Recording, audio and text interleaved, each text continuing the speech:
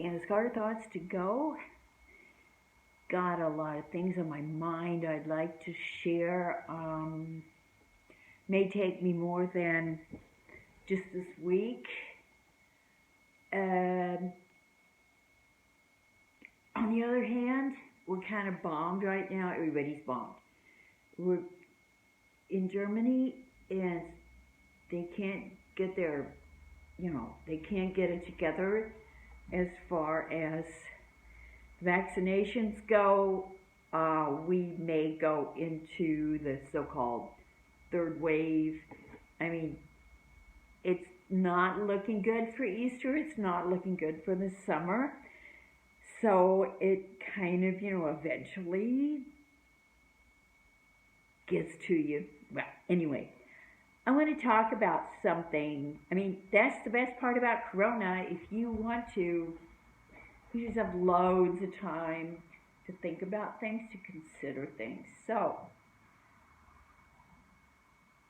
I wonder, or I have been wondering about the way we communicate.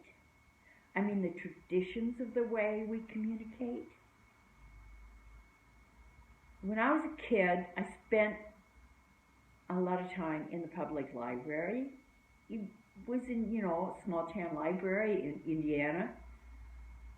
They didn't have a kids part until I got a little bit older.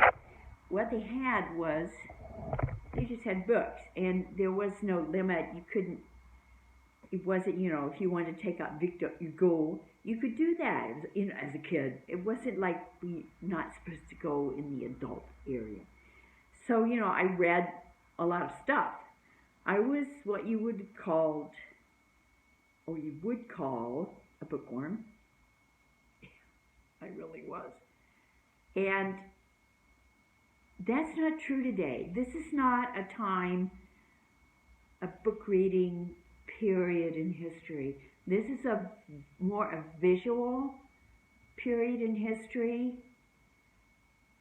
Okay, so what else was it earlier that it's not really now? I would say the painting. For example, actually the painting probably, I'm sure it does, comes before the word. I mean, they painted in caves, before anybody really considered language differences or even making languages. We had body language. Now, that was the first thing, and that was very important. But the minute you progress farther than your own body to the next person to give them information about what's going on inside of you, that's when you make relationships. You can make them to animals and to nature, but especially to people. Okay, so we have these drawings in the caves. They're like animals, most of them. Sometimes there's hands. So it was the first thing somebody back at that time, many thousands of years ago, did. He painted.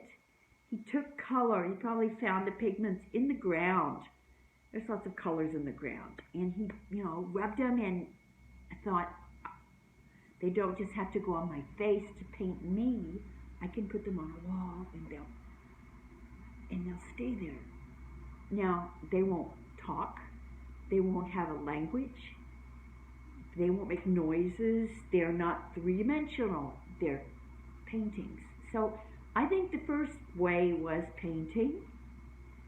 And then, you move along, and you move into the word, you move into languages, and you move finally into writing things on banana leaves and on parchment and on paper up to books. Okay, those two things are silent. It's not like movies and music and all you can hear. They're silent mediums, and I think they're very important silent mediums. And there's a third one that I think fits in this category. However, I've been talking for almost 5 minutes. I think that's enough for now. So you have two silent mediums. you actually start with body language, but you go out of yourself into the next phase, which I consider to be the paintings on the caves.